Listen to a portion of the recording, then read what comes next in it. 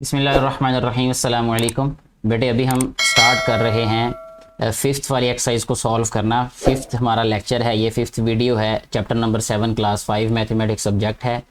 और इस एक्सरसाइज में हमने नेट्स ऑफ 3D शेप्स के बारे में पढ़ना है। नेट्स क्या होते हैं 3D शेप्स के, इसमें मैं आपको शॉर्टली ये बताना चाहूँगा क्योंकि एक नया टॉपिक है 5 क्लास में। इससे पहले ये 5 क्लास की बुक में ये टॉपिक नहीं था।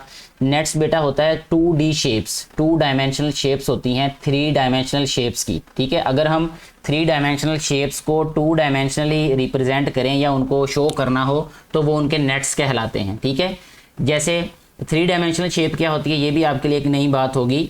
3 डायमेंशन का मतलब ये होता है कि जिसमें हमारे पास तीनों एक्सिस देखे जा सके हों, किसी शेप के देखे जा सकते हों। जैसे हमारे पास ये एक्स एक्सिस होता है और ये वाई एक्सिस होता है। ठीक है, और एक और थर्ड एक्सिस होता है, उसको कहते हैं जी एक्सिस। जैसे अगर आप ये दोनों लाइंस अपने पेपर पे ऐसे ही ड्रा करें और ये जो इसका सेंटर पॉइंट है यहाँ पे अपनी पेंसिल रखें, जिस पेंसिल से आपने इन दोनों लाइंस को ड्रा किया है ऊपर की जानिब यानी आसमान की जानिब या छत की जानिब, तो फिर वो वाला जो आपकी पेंसिल होगी ना वो जी एक्सिस होगा, यानी वो थर्ड डायमेंशन होगी। एक डायमेंशन ये होती है, दूसरी डायमेंशन ये वाई एक्सिस और तीसरी डायमेंशन होती है जी एक्सिस। या अगर आप किसी रूम में बैठे हैं तो रूम का कोना देखें, कोने में आपकी एक दीवार एक तरफ जा रही होगी, दूसरी दीवार दूसरी तरफ जा रही होगी और तीसरी जो ऊपर छत की तरफ दीवार जा रही होगी वो जी एक्सिस होता है बेटे, वो उसकी थर्ड डायमेंशन होती है।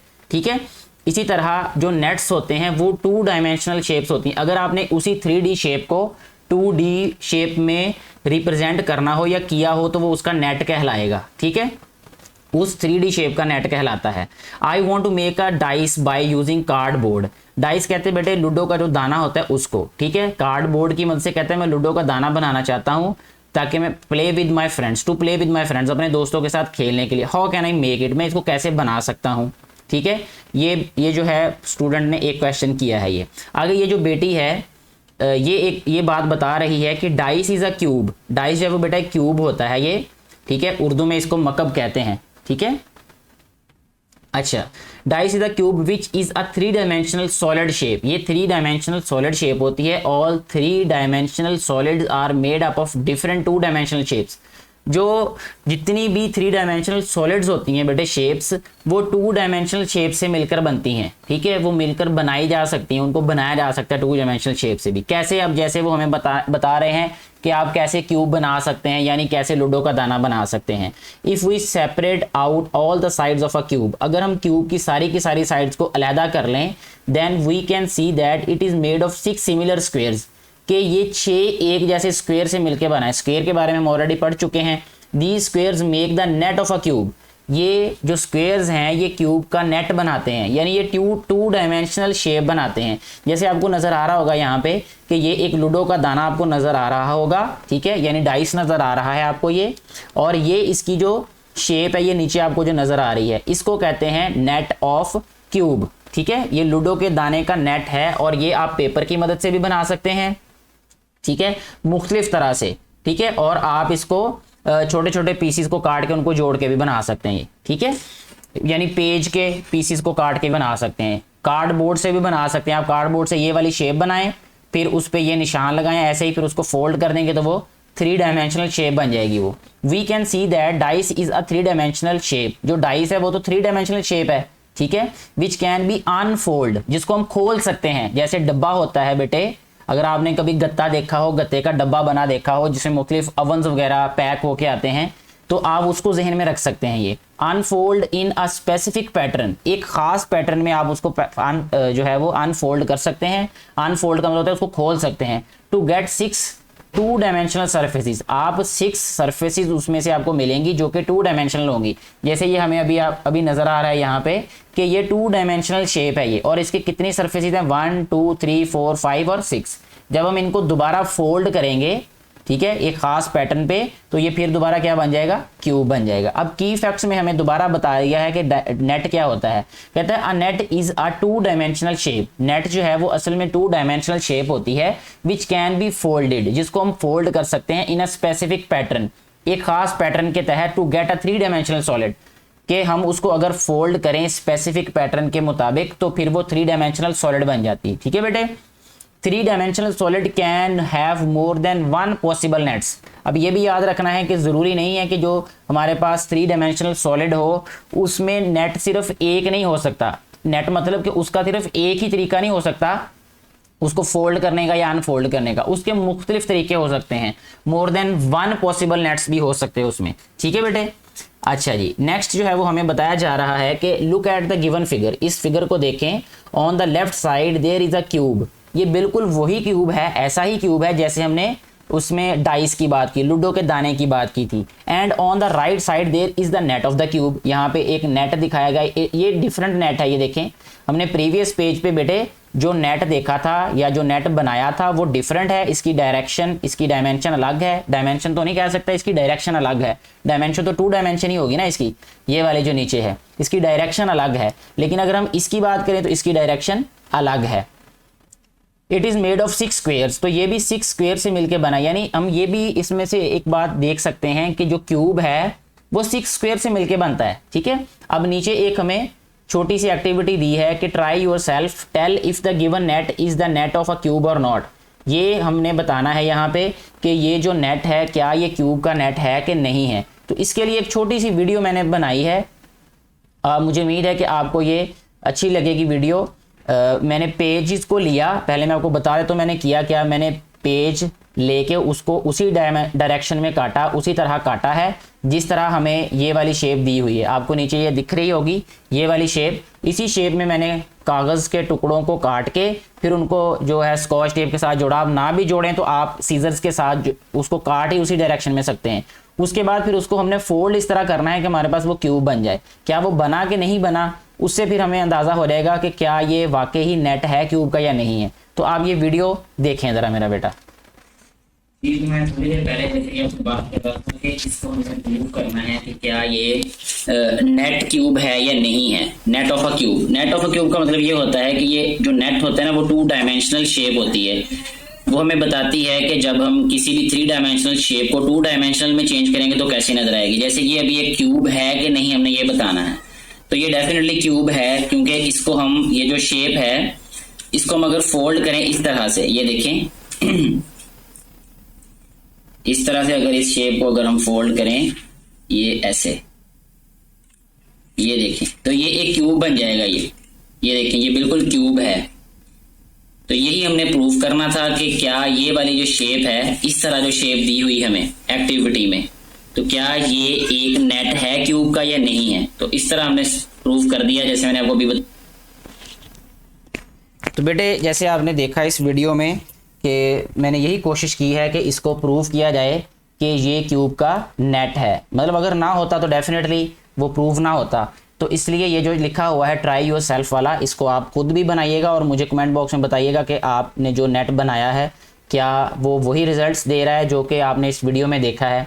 इसके बाद कहता है observe the net of a cuboid. एक क्यूबाइड का जो नेट है उसको ऑब्जर्व करें। अब नीचे एक हमें शेप दी है, इसको क्यूबाइड कहते हैं। ठीक है जी बेटे। कहता on the left side there is a cuboid. ये लेफ्ट साइड पे एक क्यूबाइड है। ठीक है। इसमें रेक्टेंगल्स होती हैं। ये सारी की सारी साइड्स जो हैं बेटा वो रेक्टेंगुलर शेप्ड होती हैं। ये क्यूबाइड बनाता है। और जो हमारे पास क्यूब होता है उसमें 6 की 6 जो फेसेस होती हैं, जो साइड्स होती हैं वो स्क्वेयर्ड होती हैं। बस ये फ़र्क है क्यूब और क्यूबाइड में। ठीक है बेटे। There is a cuboid on the right side there is the net of the cuboid. ये राइट साइड पे इसका नेट है। ठीक है। यानी इसकी 2 डायमेंशनल शेप है। It is made of 6 rectangles. ये 6 रेक्टेंगल्स से मिलकर क्यूबाइड बनता है। ये देखें यहाँ पे आपको दिखाया हुआ है कि 1 2 3 4 5 6 इसकी जो साइड्स हैं या फेसेस हैं वो दिखाएगी। जब हम इसको फोल्ड करेंगे तो दोबारा ये क्या बन जाएगा, ये क्यूबाइड बन जाएगा। ठीक है बेटे जी। नेक्स्ट पेज पे देखें, कहता है look at the given figure.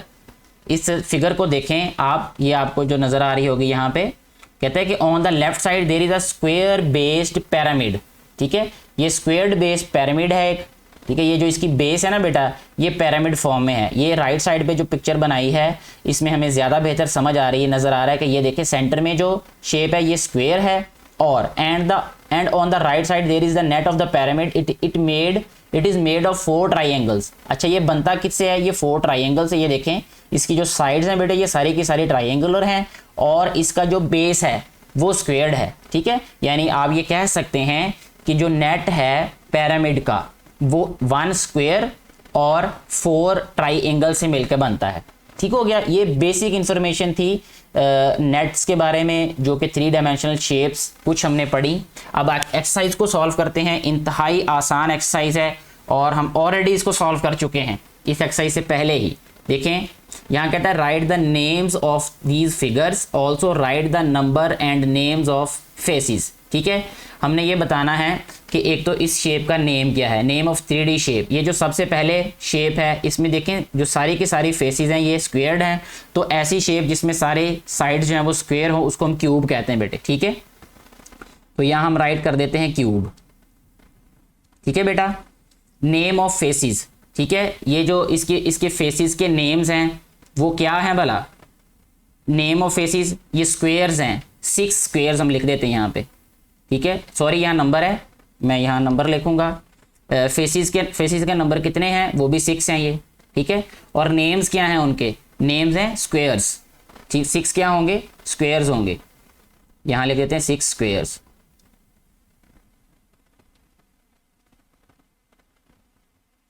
जी, इसके बाद जो बी शेप है बेटे वो हमारे पास है, कौन सी शेप है, देखें ये पिरामिड है। इससे प्रीवियस जो हमने पढ़ा है एक्सरसाइज सॉल्व करने से पहले उसमें हमें बताया गया था कि ये एक पिरामिड है।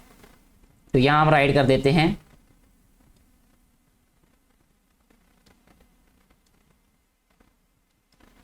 पिरामिड। ठीक है बेटे। अच्छा, अब देखें पिरामिड में जो फेसिस कितने होते हैं, टोटल 5 फेसिस होते हैं इसके। ठीक है, और हमने ये अभी पढ़ा इससे पहले कि जिनमें से 4 जो है वो ट्राइंगल्स होती हैं और 1 क्या होता है उसमें स्क्वायर होता है। तो हमने ऐसे ही लिख देना है कि इसमें 4 ट्राइंगल्स, 4 ट्राइंगल्स एंड 1 क्या है, स्क्वायर। ठीक है बेटा जी, तो इनसे मिलके जो है ये एक पिरामिड बनता है। ठीक है, अगर हम इसकी 2 डायमेंशन शेप की बात करें, 3 डायमेंशन में भी हमें यही नज़र आएंगे। फिर सी वाली जो शेप है बेटे देखें, हमें पता है कि ये देखें कि रेक्टेंगल है, ये भी रेक्टेंगल, ये सारे रेक्टेंगल्स हैं ये। और ऐसी शेप जो रेक्टेंगल से मिलकर बनती हो उसको हम कहते हैं क्यूबाइड। ठीक है, यहाँ हम लिख देंगे क्यूबाइड।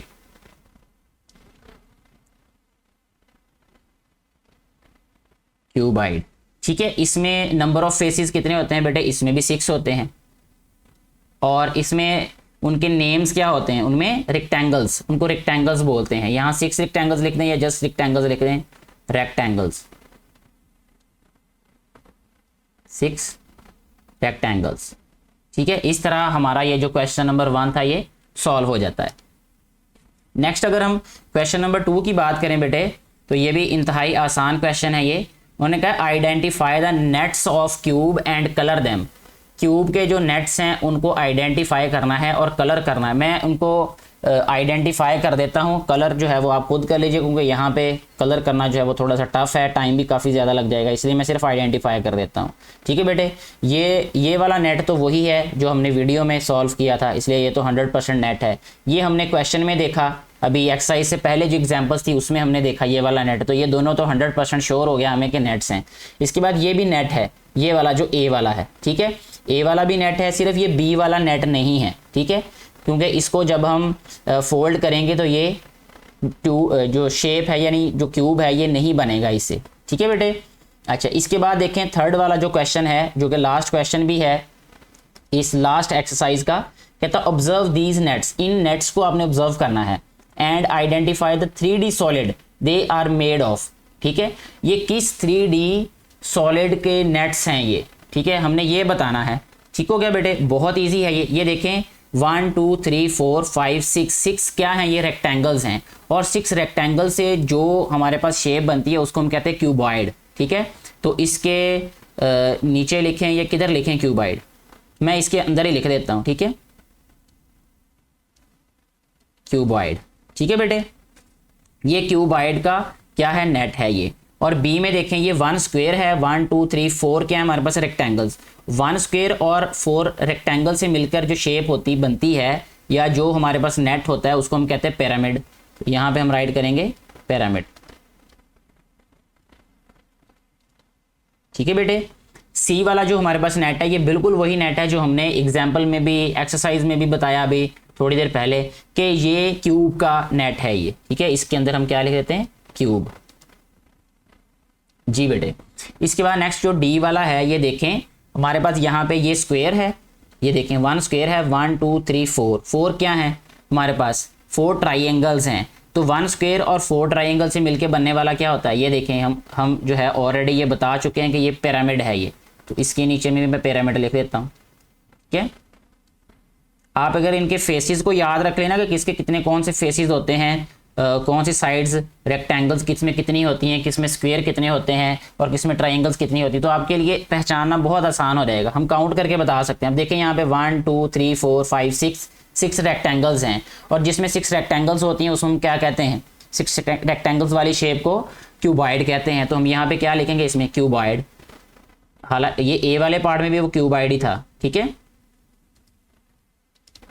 ये देखिए, तो ये इस तरीके से हमारी बेटा जी एक्सरसाइज कंप्लीट हो चुकी है। मुझे उम्मीद है कि आपको ये कॉन्सेप्ट्स जो है वो अच्छे तरीके से समझ आ चुके होंगे। मैंने पूरी कोशिश की है कि आपको जो है वो बेहतर तरीके से कन्वे करने की कोशिश की जाए। फिर भी कहीं से कोई बात आपको समझ ना आई हो, कोई बात मैं कन्वे ना कर पाया हूँ, तो आप कमेंट बॉक्स में ज़रूर बताइएगा, पूछिएगा, मैं कोशिश करूँगा आपको सेटिस्फाई करने की। Thank you very much.